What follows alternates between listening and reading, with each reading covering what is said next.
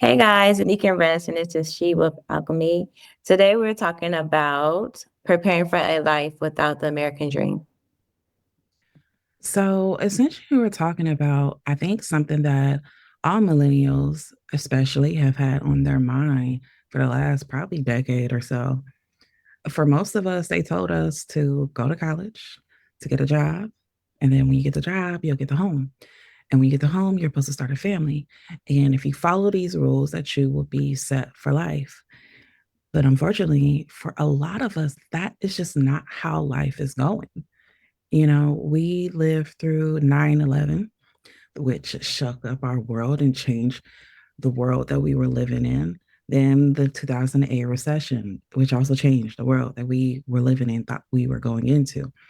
Between that, the pandemic, between the bullshit that it seems like we're about to get into in 2025, it just feels like we were sold a dream that many of us aren't going to be able to accomplish, at least not the way we thought we were going to. I think one of the things that I'm seeing a lot is that collectively millennials are feeling like burned out, not only because of all the major things that we've been going through, but like we have climate anxiety. We don't know if the earth is going to be here for our great grandkids. We got student debts. They're talking about garnishing wages for debt that when we signed up for, they told us there would be good jobs that would help us pay those debts off. No one really warned us about what they were going to do with the interest rates. And many of us have not been able to pay that off. There's a housing crisis.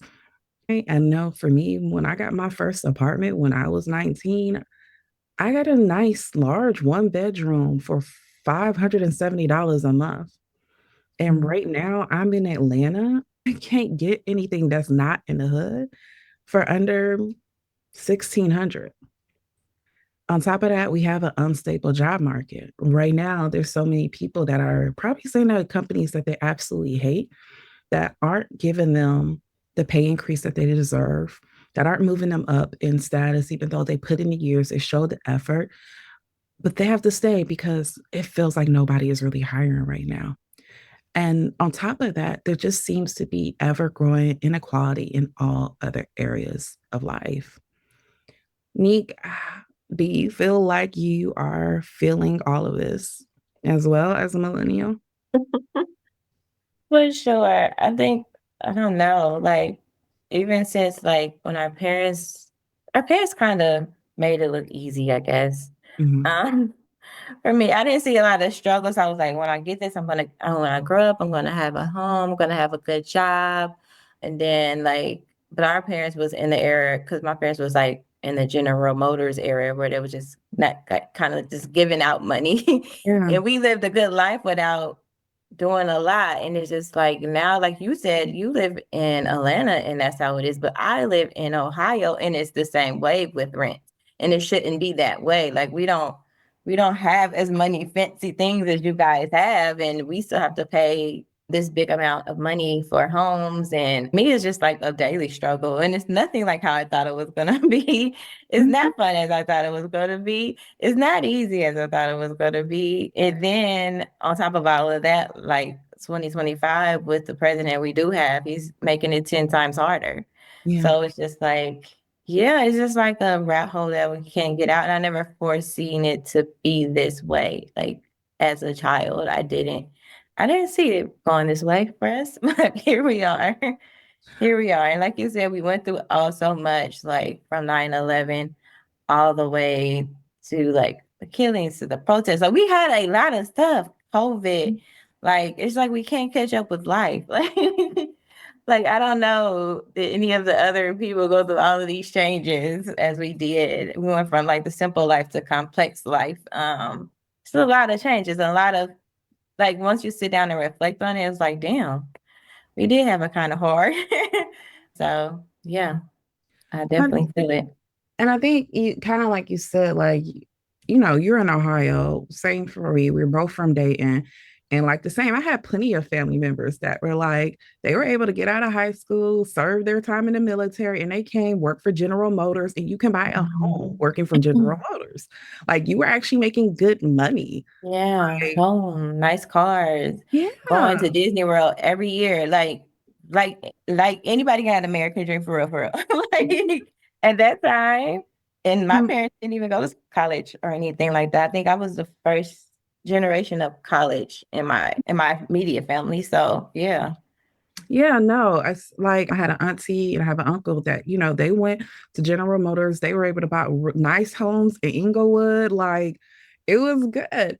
And now it's like you can have a master's degree right now and still be like, I can't afford a home because there is no more $100,000 homes.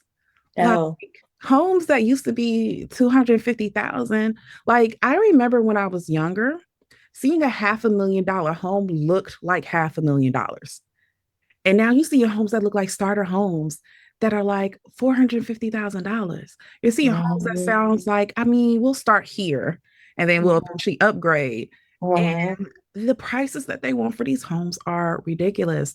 And it does suck because I will say, not so much my dad's, whatever, I don't know what that man doing. He probably has ridiculous ideas. He usually does. But like my father that I talked to, not so much. But then my mom like really gets it. Me and her have conversations about this all the time because my mom was somebody who like I had her first house before she was 25. But like she says the first house she had was like $60,000. Like she had like she was like, oh yeah, all I had to for her, she was just like, oh, and it was, I had a first time homeowners loan. So I didn't even really have to put nothing down. And it's like, girl, that's how much cars are costing right now. Mhm. And it sucks because, again, the people who raised us, the map that they have given us to survive life just doesn't work. And so we have to figure out this map on our own. And it sucks though, because so many of us have, like, we already took out the loans. We already spent years in the industry that they told us was eventually going to pay off, and it's not fucking paying off. I was thinking about it the other day because I remember this was when I was starting off in my career. There was a girl who was like in IT and she was like helping us. And she was like, I'm thinking about going back to school and I love what you guys do. And I'm like, 20 at this time. And she was like, how much you guys make? And I told her, and she was like, what? She's like, I make more than y'all. I don't have a degree. And it broke my little heart. And I knew at the time because, first of all, I went to school for social work. There was a certain level of like whatever. But even in social work, I remember being told by professors like, yeah, but then once you put a couple years in and then you get your license, you go get your master's and then you become a clinically licensed. Oh, you're gonna make the money. You're gonna make the money. And some of us have figured out a way to do that. But there's a lot of people, like I remember when I started realizing, like, okay, I have to really put together a plan to make the type of money I have to do. Like I'm gonna have to network in a certain type of way. But like I remember there was a colleague I had at this job, and this is before I had my license. This is like I'm straight out of grad school and I'm taking any job I could get because it took me like 7 months to find a job. And there was someone there, she was an LPC. And so for those who don't know, like an LPC is like the highest level of like licensure you can have as a counselor. Mhm. And counselors are different than social workers, but as a counselor, and she had her master's degree. She had did all the work because we usually have to do a couple years of training.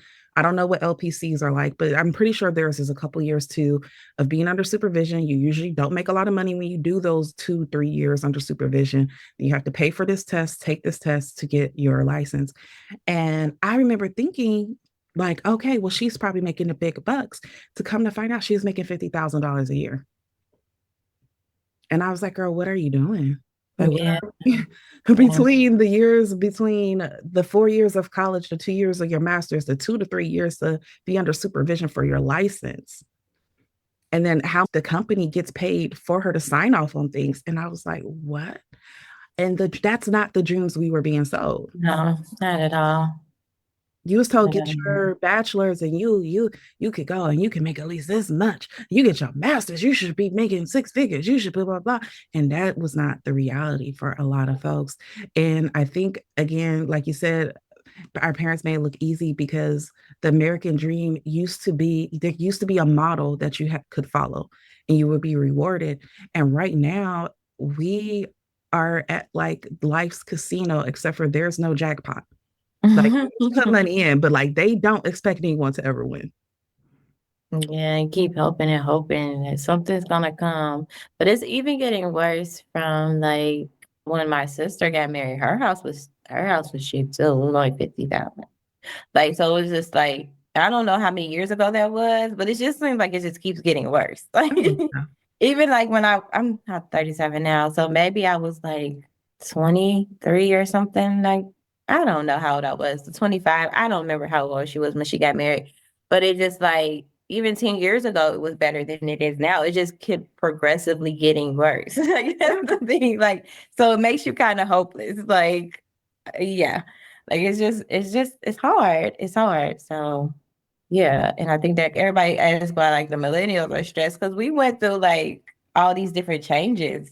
Like Mhm. even if you keep going from cold to hot, cold to hot, cold to hot, you're gonna get sick. So it's just like how you don't think we ain't stressed? Like how you think we able to survive this? Like, because we're the generation that literally went through the highs and the lows. And at one point, like I'm trying to explain, it was kind of still okay at one point. Even like I don't know how many years ago that was, but even then, it was still was like a glimmer of hope because we went through the Obama era. We went through like even though some people might not say he was the best, but we went through all these things to give us hope and like it's about to be better than it went down. So it's just like it's a whole roller coaster, and it's yeah, and it's like wearing on like me and a lot of other people I know, a lot of friends and stuff that I know. So yeah. Well, and I even think about it like the last 5 years, especially, each year I have my gone up in my income. And every year I'm like, okay, I'm a boost it up to this much and that will be enough. And every year I get there and it's not enough. And for the Hmm. last 5 years, every year I have made there's some years I've doubled my income and it's still like it's not a freaking enough. Yeah. Like I remember thinking like $80,000 was like a good pay. Like I remember being like, oh, if I can make 80,000, I'll be happy. That's good pay. And it's not. It's not. If $80,000 feels like the new 45,000. Hmm. I remember even having a number in my head of like, oh, if I can bring home like this much money a month, I will be set. But the problem with it is like, even when you make good money, a lot of times you have so much debt that you can't enjoy it because to make that money, you had to take out this loan. You had to you had to do an internship for a year where you survived on your credit cards because you could only work 10 hours a week on top of your schoolwork in your internship, all this Hmm. stuff. So it's like it just feels unfair. It feels like we keep doing the thing and every time we do the thing, there's like a new requirement that's being met, or we're Yeah. punished because we did the thing. And they'll say, well, you shouldn't have took out loans. You should have paid out of pocket. It is $32,000 a year. How was I gonna pay that? Nobody can. Yeah. And the fact that the jobs are not even giving us as much money as we put in, and No. then the threat of garnishing our wages that we already don't really have. So, yeah.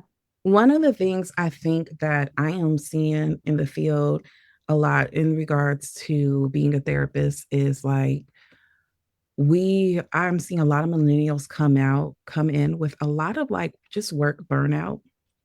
And I think a big part of that is like gig culture. So for a lot of us, like we got our careers, right? Because all the millennials are in their 30s now. And so most of us have like got it in careers and we're figuring out our careers is not enough. And I remember back in like 2018, till now, that's when everybody was like, well, you have to have a side gig. And I remember I had friends who were like, they were selling stuff on eBay. That was there. I had one homegirl, that was her side gig. I had one homegirl who was therapist by day, bartender by night.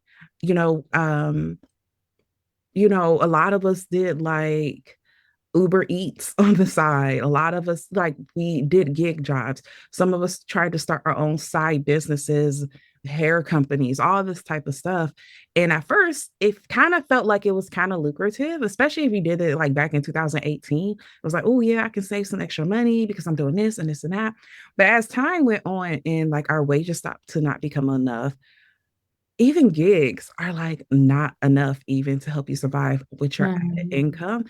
And it sucks because on top of that, it is burning us the hell out. Like, I recently made a decision. I was working for myself. I worked for myself for the last year and I made good money working for myself. And I really enjoyed that time. I'm glad I did it. But me just looking at the news, recognizing some stuff that's going on with our economy, and then just recognizing like, dang, I am noticing that like a lot of my once a week clients are having to move to 2 times a week, not because they want to, but because like they got to cut costs somewhere. Like my two Mhm. times a week are moving to like once a month. And I just had a moment where I realized like, okay, I need to go back to working for somebody having salary because either Mhm. I'm going to burn myself out working harder, trying to get 2, 3 times the client I am now when I'm at a rate where I was happy with the level of clients I was seeing a week. I was happy with the money I was making, I was happy with the level.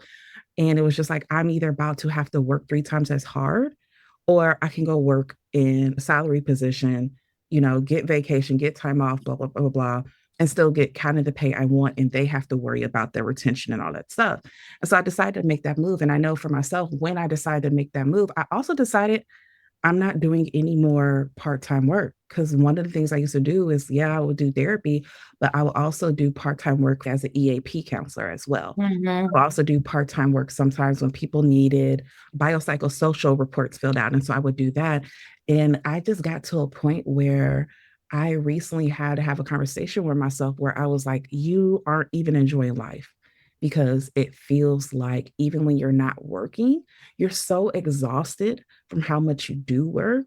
And you know how I was last year. Last year, there was moments I was pulling in like damn near 70 hours a week on in certain periods, especially right before my birthday last year, that Mhm. March, April, May of 2024, Mhm. like I was making good money, but I was also like I was damn near pulling in 70 hours a week, some like 2 times a month. And I just told myself, like, honestly, I just don't care right now about the money. I need my mental health because also like now it's affecting my body. Now it's Mhm. affecting my mothering. Now it's affecting so many parts of my life that I just decided like I'm not going to do gig work anymore. Will I pick it up eventually in the future? Who knows? But like I just, as I'm about to transition to my new company, I felt bad because there were some clients that I had on my part-time job. And I was like, well, maybe I'll stay just until I finish it out. And I really had to ask myself, like, this is burning you out. Will you be able to stay in your career if you keep Mhm. working like you're too, will you be able to be effective in your career when you are feeling this burnt out? And I was just like, nah, I got to do it. And unfortunately, every time I get an astrology reading or a psychic reading, a destiny matrix reading, y'all don't understand how many different mediums I have gone to be like, please tell me I can do something besides therapy. They're like, you are meant to be That's your in healing thing. works. Yes, that's your thing.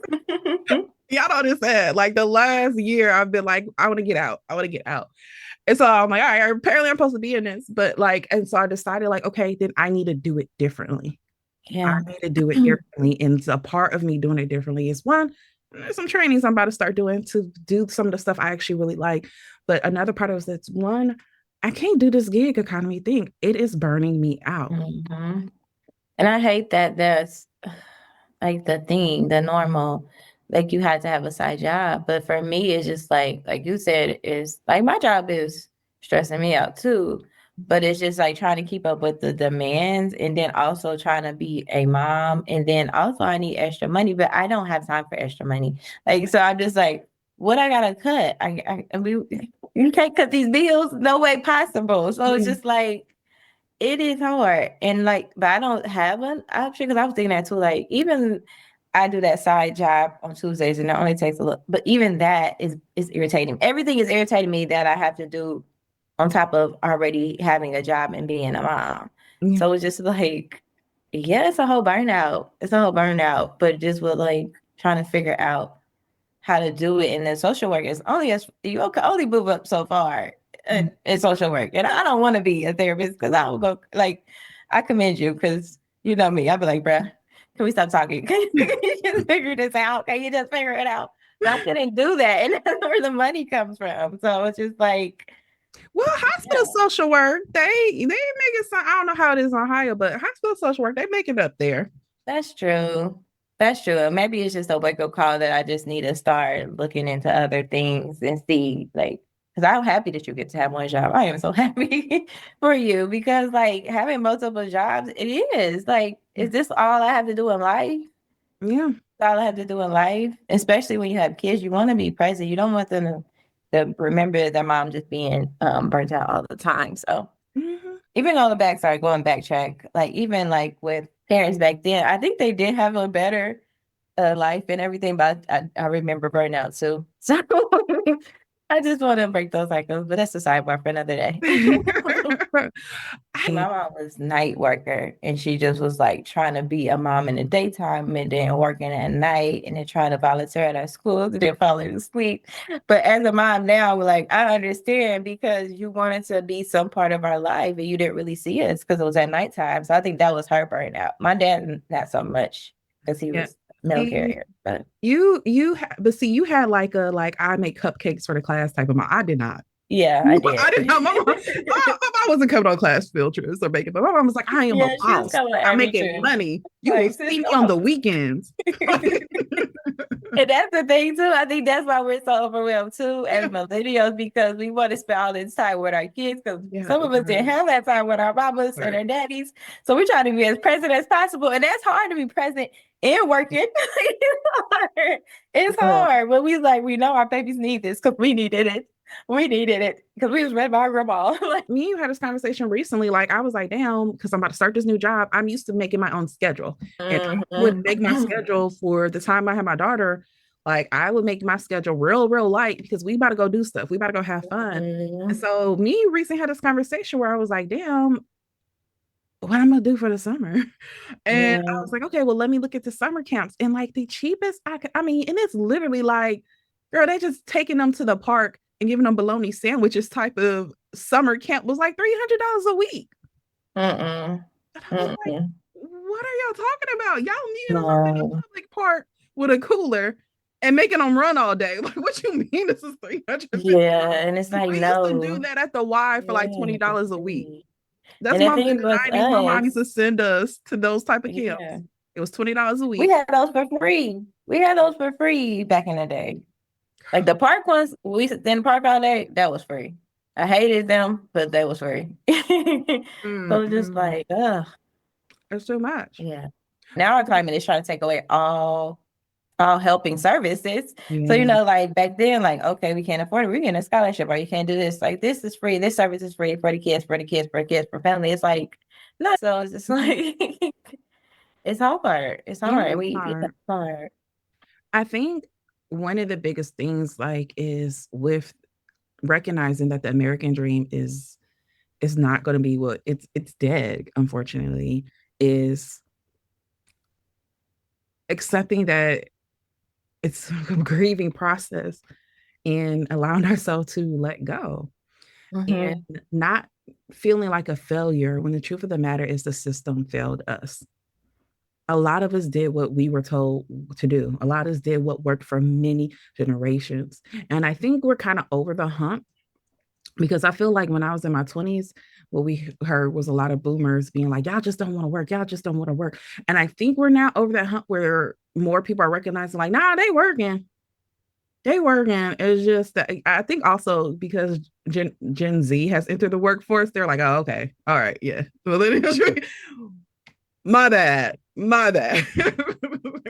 Because they are Y'all different. Gen Like, Z folks, y'all I crack thought we me didn't up. have, Y'all crack me up. yeah.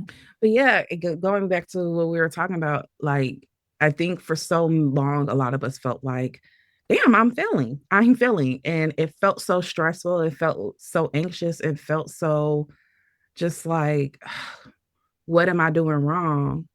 And now I think, unfortunately, collectively, I think everybody is just struggling. Even those of us that are like quote unquote doing well aren't really doing that well. You know? And I think now we have gotten to the point where we realize that the blame isn't solely on us, the blame is on the system.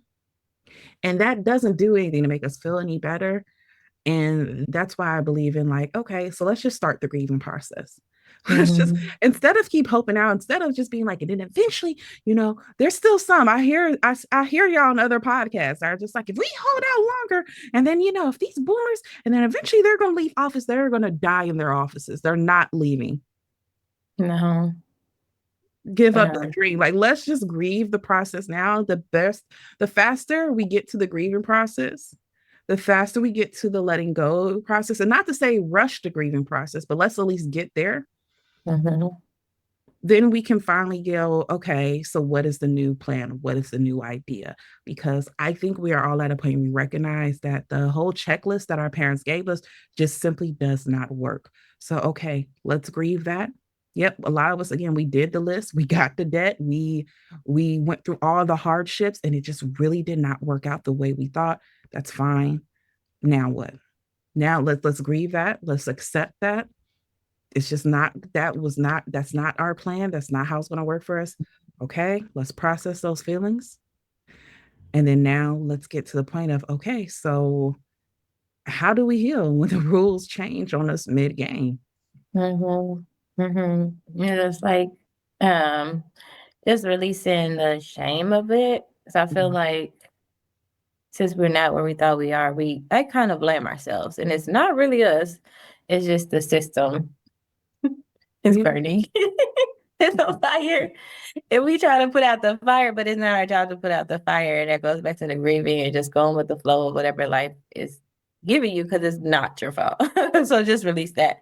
Don't hold on to the shame. Like, this is my fault. I must have did something wrong in this situation, or I should have went back and got more degrees, or no, you're being more dead. Don't do that. So just like Well, it's I don't know not about your that. fault. With the way that they're about to start garnishing wages, if the only way you can get your wages Oh, to that is get true. garnished is That is true.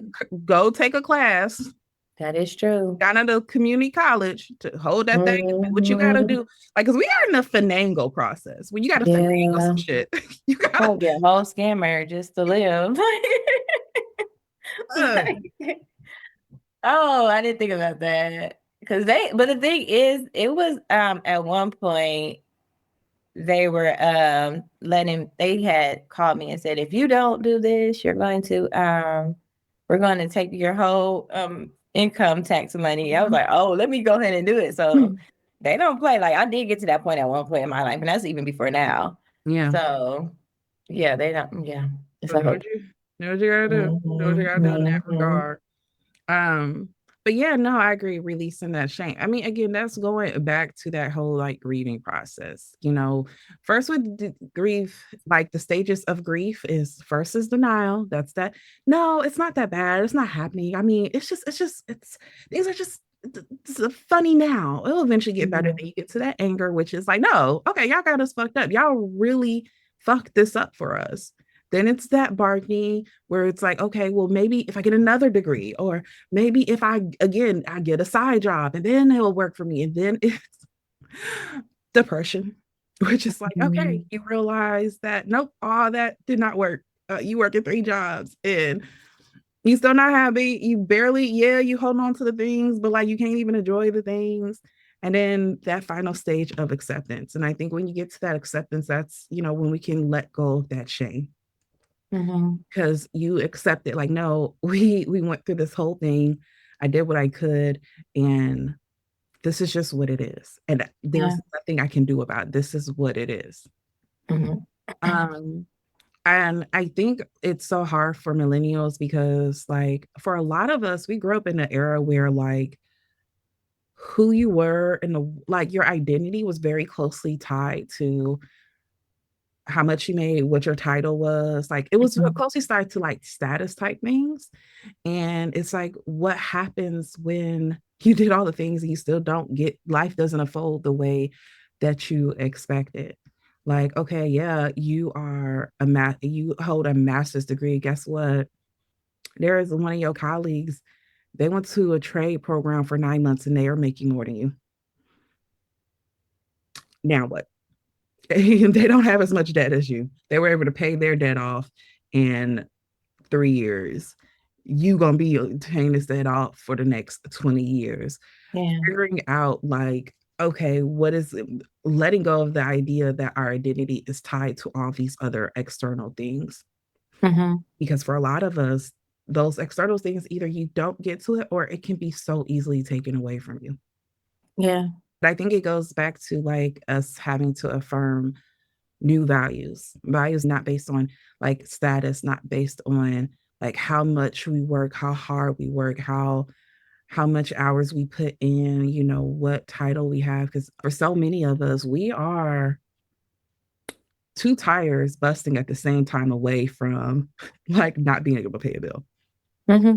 Like so many of us, if one thing goes wrong this month, but getting a ticket is going to set you back financially for like 4 months type Yeah. of Yeah. situation. Hmm. And that used to be, I remember like being in my 20s and like that used to be a thing where it was like, and even back then it was kind of not that great, but like in my 20s, I remember like at least feeling, at least for me, and maybe this is wrong, but it was like that was like for your like financially irresponsible friends because it was like, what you doing? Like, why does one thing is setting you back so much? I feel like you're spending too much. I feel like da, da, da. But like now it's just for a lot of people, it's your line of margin for mistake is so small that Yeah. it's just like I like right now currently I know a lot of people, not a lot of, but right now currently I know a couple of people who are like, I don't know what they're gonna do if they raise the rent even $50 more. Hmm. Hmm. I don't know what I can do because I can't even afford to move out. I can't even afford to move into a new place. I don't have the money for a deposit right now. I don't have the money for a moving truck. I don't even know, like, I would have to beg, borrow, steal type situation. And these aren't people who are financially irresponsible. These are people with 730 credit scores. Yeah. There's just, yeah, it's just a lose lose. I don't know. Yeah. Just let him nothing we can do about it. Yes. Yeah. And one of the things, like, I know for myself, I had to realize was like, I remember like at one point feeling so behind in regards to like not owning a home. And one of the things I had to remind myself of is like one, a lot of my friends, not all of them, I know you didn't, but a lot of my friends that did get a home, like their parents set them up to buy a home. Like their parents set things up so they can be homeowners when they were in their 20s. And for a lot of us, we didn't have that.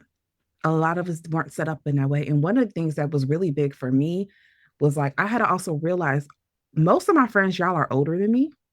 And so sometimes I would be comparing myself. And I still remember this. There was a guy I dated who made me feel so bad.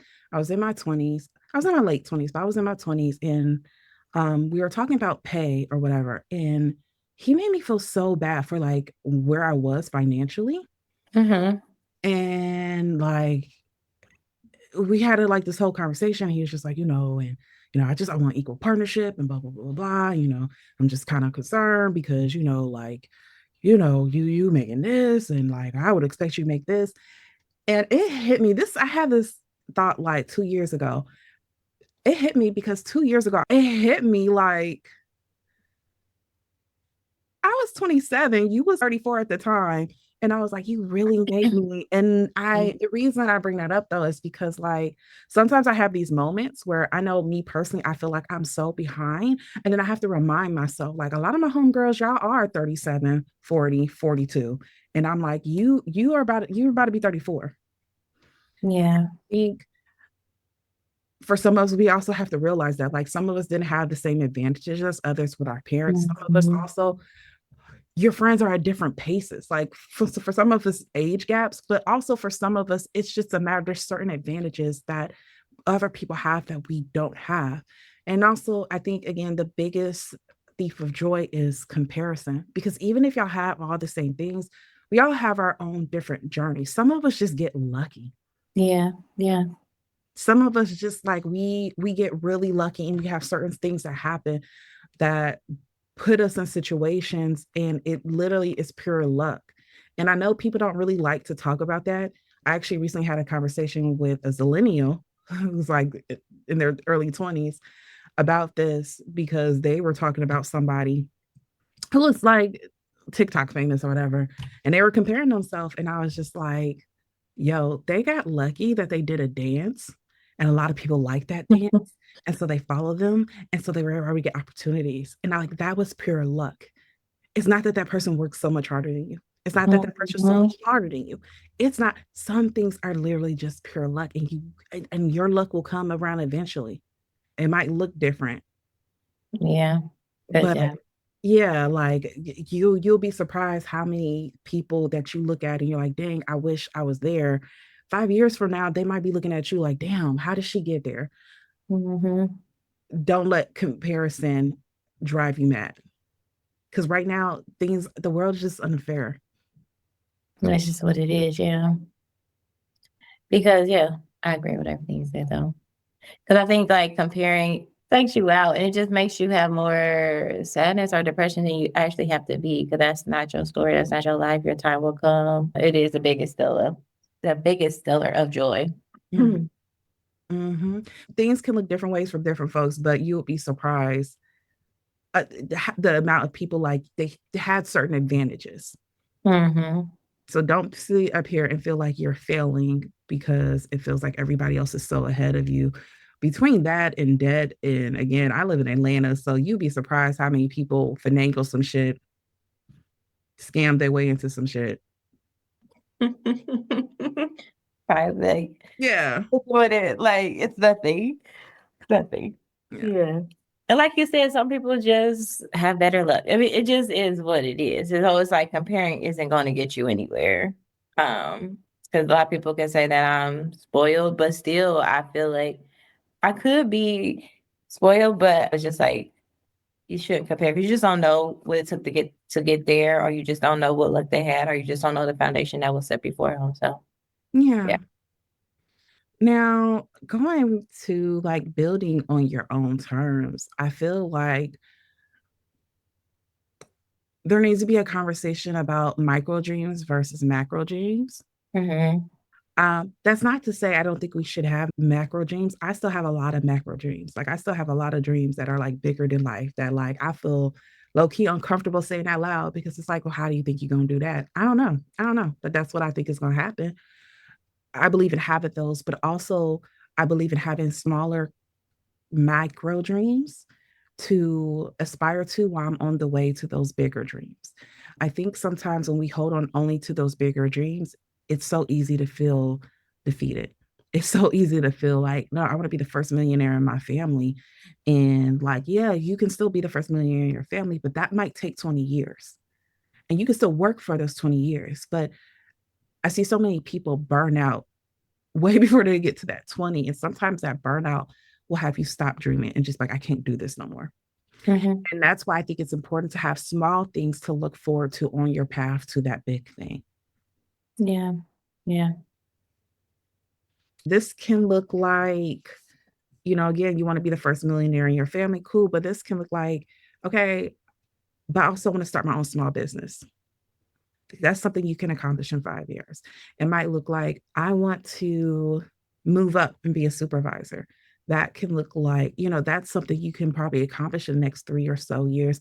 Give yourself those little things to look for to kind of help you not lose steam. I do this all the time. I tell this to my clients all the time in regards to just like life. Sometimes I know when I'm working with people who struggle with feeling like, what's the point of all of this? And I'm always big on being leaving in like give yourself things to look forward to shake up your mundane because sometimes it will be like, oh, okay, I am trying to buy a house, but like I can't get that because I got to get this stuff off of my credit, blah, blah, blah, blah. I can't get that for another 2 years and I got to be super tight on my budget and I got to blah, blah, blah. Cool. Instead of making life hell for yourself for the next 2 years, let's add some little things in there. That's Hmm. how and I do this for myself as well. I haven't as lately. I need to get back to it. But that is, as a matter of fact, I did this for a friend last year who was really going through a really, really hard time mentally. And I was like, okay, how about this? Once a month, we're going to put something in place for you to look forward to. And it didn't have to be big things. Like Yeah. 1 month, it was like going to Six Flags with all their friends. Hmm. They hadn't. They had been in a really down, depressed mode for a while. They hadn't hung with their friends in a long time, especially not everybody together. That boosted them up for like 2 months. spending a whole day riding around with them, hanging out with them. That was something that like literally changed his whole mindset for like 2 months. And it was just something little. We're on the process of something bigger. And I was like, okay, now that we got that, next month, what's going to be our thing? Hmm. Do that also with your dreams. We can have those big macro dreams, but implement by putting little small dreams and things you can accomplish along the way so you don't lose steam when you realize maybe that big dream is going to take a while. Yeah, on the way to getting there. Yeah. Mhm. So another thing that can help is just redefining wealth, taking like time and having more freedom and like focusing on your health and your family on the way. And one of the things is alternative living. I'm laughing because Girl, Rest whatever. is always coming at me with this. Whatever. I don't even want to live with you no more. It's fine. I'm, He's always I'm coming at me over with it. this option. And it can be an option, like with everything going up so high, this definitely could be an option to help each other to coexist and help each other with those bills. And I know nobody wants to do this in this age, but for real, you can save so much money. You can just be there for each other and your family, in your family, in your community that you have created.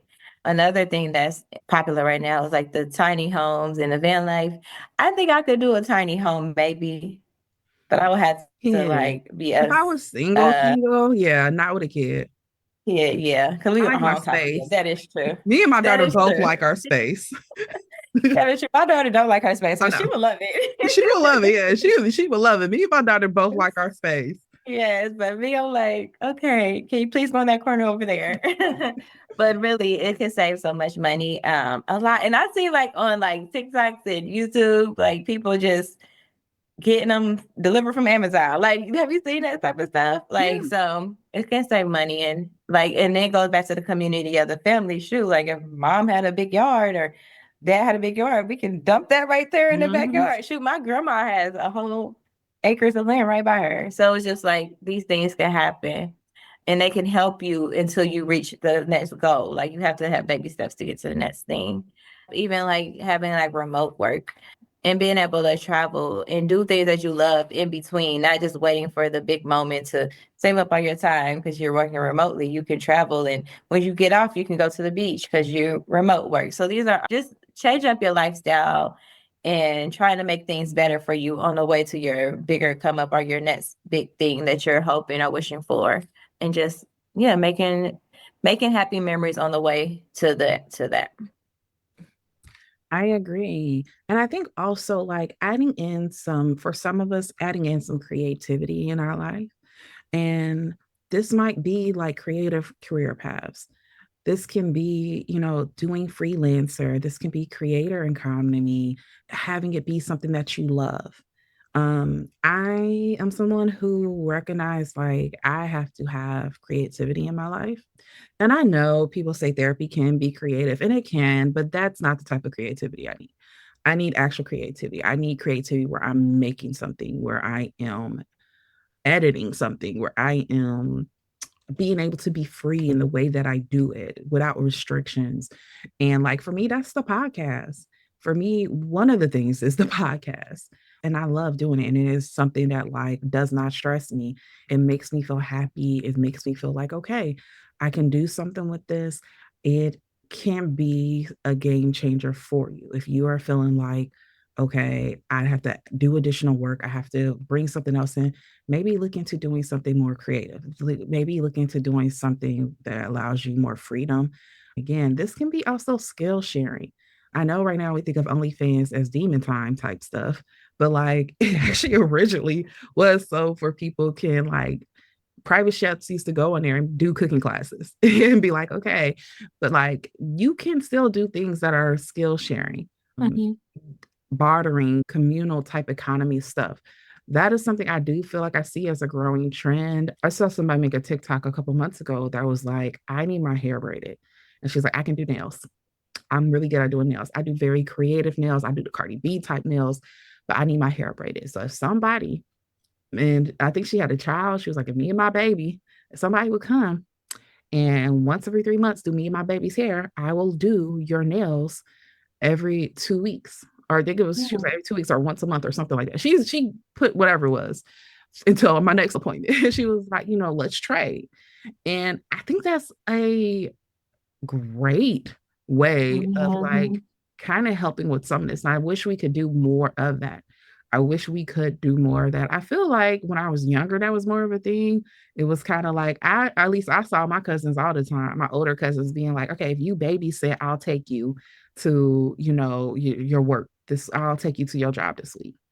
Or they Mhm. babysit the kids on the weekend. Like I Mhm. saw a whole bunch of setups like that. Yeah. And I do think that can be a way for us to kind of offset some of these costs and things that are like kind of stressing us out. I feel like I did that with my sister. Like I used to like if you because usually she didn't used to do nothing much. Mhm. So I would say like if you babysit Jern, I'm gonna give you a time like either next week or you do Friday and I do Saturday. Mhm. Like you get all the kids one day and I get all the kids the next day.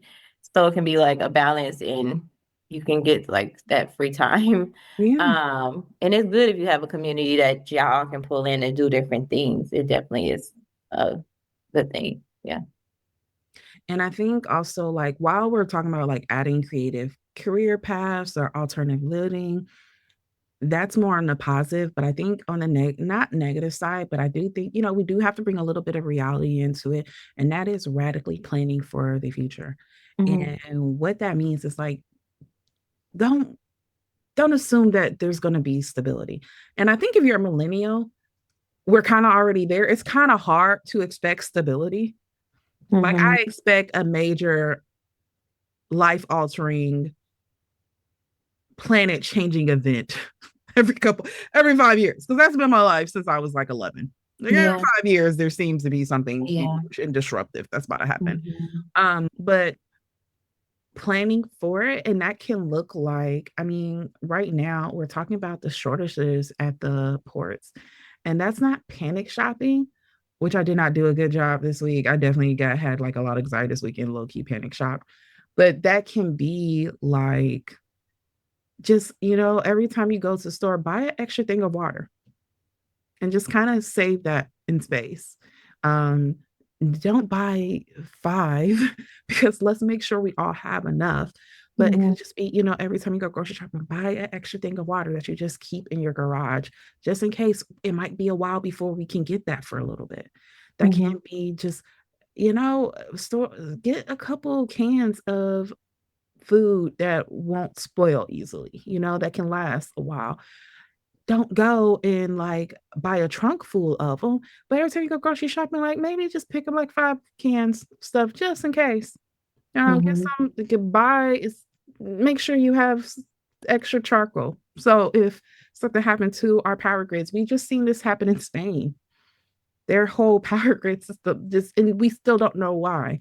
So maybe like make sure you have flashlight and candles. Just store it away somewhere just in case, some charcoal in case you need to go on the grill and cook to make sure your babies are okay. It's not panic, but unfortunately, we are in a time right now where there's unpredicted chaos. Mhm. We know chaos is probably on its way, but we can't really predict exactly what the chaos is going to look like. And so just prepare, have flexible things. Um, this can also look like, I mean, I'm big on this.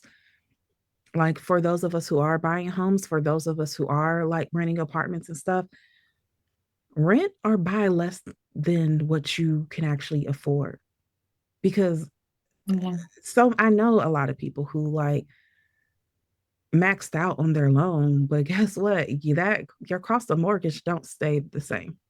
Mm-mm. It keeps going up. Mm-hmm. I mean, that was the whole selling point when I was little. That's what they say. You buy a home because at least you know it's yours, and then you know what you're paying. And rent, they can always Mhm. change on you, girl. They change it on you with your mortgage as well. I did not know And we that. never knew that till now. I never knew that Look, till now. Yeah. did not know that. So, like, when you're buying, maybe buy a little bit more in the middle instead of your max or the lower end of yours. If you're renting the same thing, like, just plan for change. Be happy in where you are, but always be aware that change could happen. And so, how can I plan for it if it does happen? Mhm. And another thing to consider is just like grounding. I mean, just asking yourself, what can I build that the systems can never take away from me. Or what I have up that's my own that no matter how the world is crumbling, this is mine. And just brainstorm on that and what that looks like for you, what that looks like for your family. And that can somehow, in a way, bring you some type of peace. I agree. Now, going back to kind of what we talked about, community and collective features, I think that's going to be a big part of like what helps us sustain going forward. Generations past have done this, but then, especially if you're American, I know we actually have like 20% of our listeners are not American, not American in Canadian. Because Canada, y'all holding it down too. I always assume it's just my sister. I'm just like, my sisters sure enough listen to a lot of this because we got a pretty big Canadian thing. But particularly for the US, though, we've been more into individualistic living than collective. And I know in the 60s we still had more collective, and I even in the 90s there was some collectivism, but not in the way that we're talking about. I think trying to build systems of care outside of capitalism is probably going to be our best bet. And I know people are like choose family matters more instead of like moving your own, but also with that said, you can choose who your family is. For some of us, I get it. Some people come from very strong family backgrounds, very family oriented, and I think that's great. But some of us don't. And I think some of us sometimes when we're, especially when people talk about community and collective care, we feel kind of left out because we're like, I can't do that with my family. I don't have that Mhm. type of care. It is too stressful to do that. You can choose to build your own family. Me and Gabby talk about this all the time of like, because Gabby's the only child. She's not really close with certain sides of her family. And me and her talk about it all the time of like, you're my family. Like me and Gabby check in with each other all the time. Will be like, well, do you need something? Let me help you. Let me, me and her have talked because again, she is the only child, have talked about like, she's like, if my something happens to my mom, I'm here all alone. I'm like, girl, no, you're not. You coming for Thanksgiving here. You're Mhm. coming to have Christmas with us. You can also build your own family. Now, it Mhm. does take effort. Some of my loners, I get it. I also go through my seasons where I just don't feel like talking to folks. So it does take effort. You have to build community. But yeah, I think building a system of care outside of capitalism. I know right now, like my family does have like a family group chat. I barely go in there, but we do have a family group chat. And every now and then my mom will poke me and be like, hey, your nephew is saying that, we had one family member who was in like a training program, but they had to take like a test to be certified. And it was like $600 and they did not have the money. And so they told their parent put in a family group chat and we raised that $600. Mhm. Like, okay, I'll give you 50, I'll give you 20, I'll put in 100, and we all got together so she could get her certification. And that is probably, I think, going to be the thing that really helps sustain us as we're going through hard times. Yeah.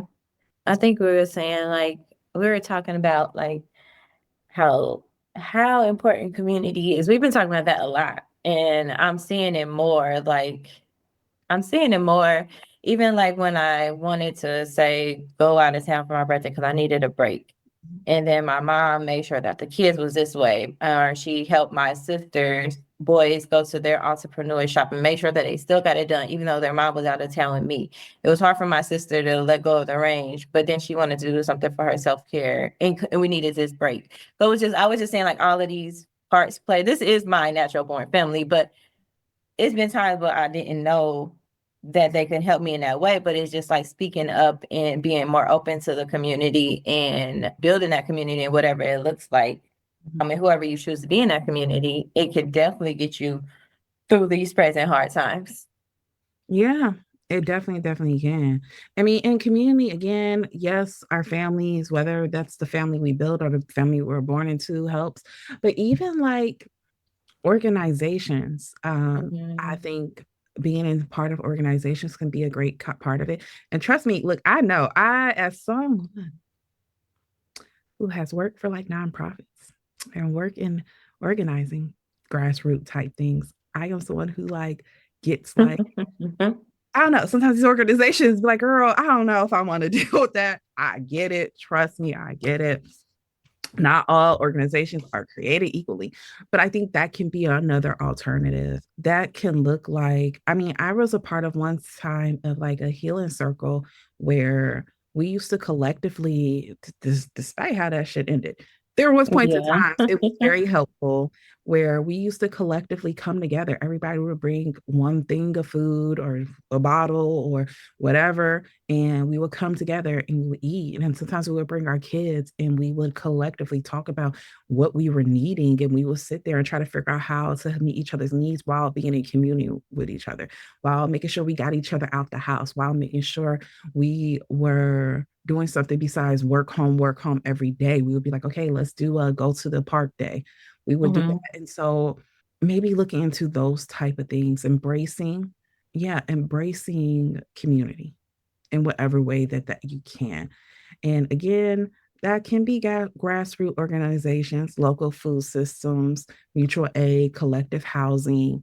Um, all those things are great. Just figure out which one works for you. And I think as long as all of us do a little bit of our own part, not all of us have the energy to fully lead an environmental justice group. Okay. But like, can we do our part in like, okay, I will donate $10 a month? Can we do our Hmm. part and I will volunteer once every 2 months? Like, because here's the thing, if all of us do it, it's not like we don't need so many people that's going to do it all the time. No, you can just take, yeah, you can delegate We different don't people to need do so many different people things. that has to do $100 a month. If all of us Hmm. do it, it can be like Hmm. $5, but we all have to kind of participate in that. And I think that's a part of probably the biggest part of the mind shift that we have to make as a collective is going from individualistic to like real collective care, because I think that's going to be the thing that fails us. If we keep all trying to be, I got to look out for me, I got to do for me, Hmm. I got to do it all on my own. Again, I'm a person who very much is like, I can only depend on me. And so I get the mindset. And I bring that up to say, because I feel like sometimes when I'm talking about this, it's kind of like in therapy. Sometimes you talk about stuff and the other person's like, you don't understand. You're like, first of all, I'm 10 times crazier than you. I understand. It's the same thing with some of the things we talk about. I understand why some of this is hard. I understand why it's like, girl, don't make me talk to my family. I get it. But there's going to have to be some changes in order for us to make it, in I order for agree. us to not be so I miserable. agree. Hmm. So I agree. And I feel like it's big on like I need to isolate. I need to do this a lot of I can do this by myself. It's a lot more of that now than I believe I felt like it was before. Hmm. Feel like friends used to depend on friends more. Friends used to or have their community or come together. But now it's like and that could like you said, that could definitely be our downfall. On top of our president being take that out because I don't want to go to jail. But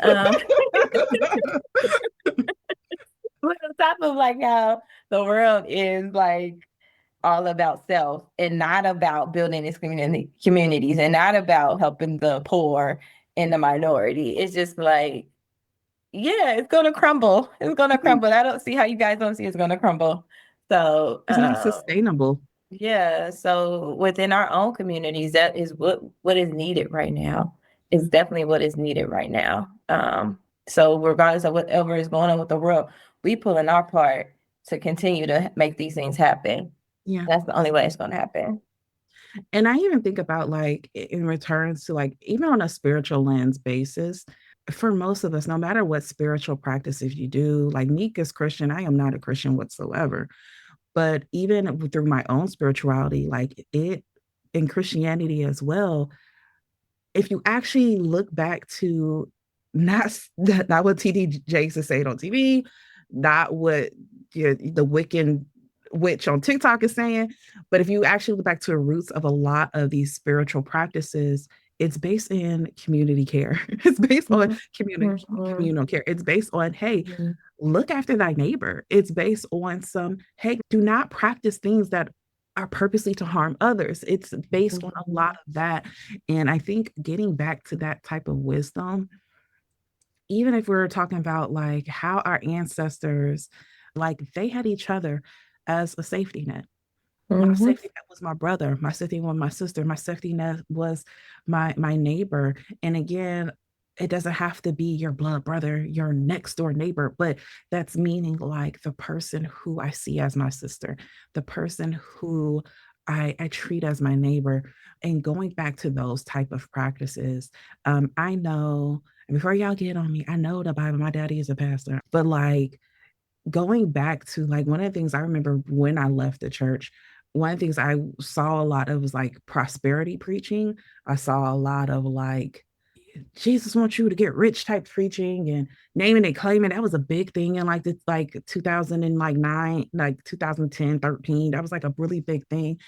And I'm not going to touch on that, but what I am going to say, if we go back to some of the basics in the Bible, if you don't believe in the Bible, the Quran, if you don't believe in the Quran, whatever pagan book that you believe in, whatever practice of spirituality, you will find that there is a lot that is just about taking care of others and Mhm. how your blessings come from that. And I think we kind of need to go back to that. I agree. Because even like that, I mean, Christianity, well, I think religion has its flaws, but I will say I feel like it was more community based back then. Whereas now it's like, no, it's not. And that community base helped. It helped me. It helped me be the person I am. Where I did see, I did see some flaws. I did, but I did appreciate that they came together as a community. And all of these people within, like where I grew up in church, they will look out for the other children. Like, we looking out for y'all. We helping y'all. Y'all need some money. Y'all don't have enough money to do this thing. Like, my church raised money for me to get different scholarships, do different things. I don't feel like even now they're like that as much as they were back then. So I just going back, so we just need to get back to that part. Sorry. That's my two cents on No, it. you're right. We definitely do. Yeah. I'm not in the church, but I've had spiritual practices where I've had people that looked out for me. I've had people Hmm. that have called me and was like, yo, it was really on my spirit to bless you with this. Yeah. Yeah. Just to be like, this is on my spirit to bless you. You were in my dream last night. And so I want to give you this care. Maybe practicing in ways that help us be there for each other. While this life we were supposed to have might not exist, that also might be some good news. We might be able to create a life so much better that isn't based on doing a checklist and then you live your happy ever after. We might get to come to a place where it is you get to have some freedom and it still comes out that we are all here and good and looking out for each other. And our happiness is not dependent on status or checklist. Dreaming new dreams is radical work. And there is no roadmap for us, unfortunately, but that means that we can draw a new one together. So we hope that you guys enjoy this episode. We'll have a new one for you guys next Sunday. Follow us on She With Alchemy on Instagram and She With Alchemy podcast on TikTok. And like and leave us a review. Leave us some review with words wherever you're listening. And yeah, we'll have a new episode for you guys next Sunday. Bye. Bye.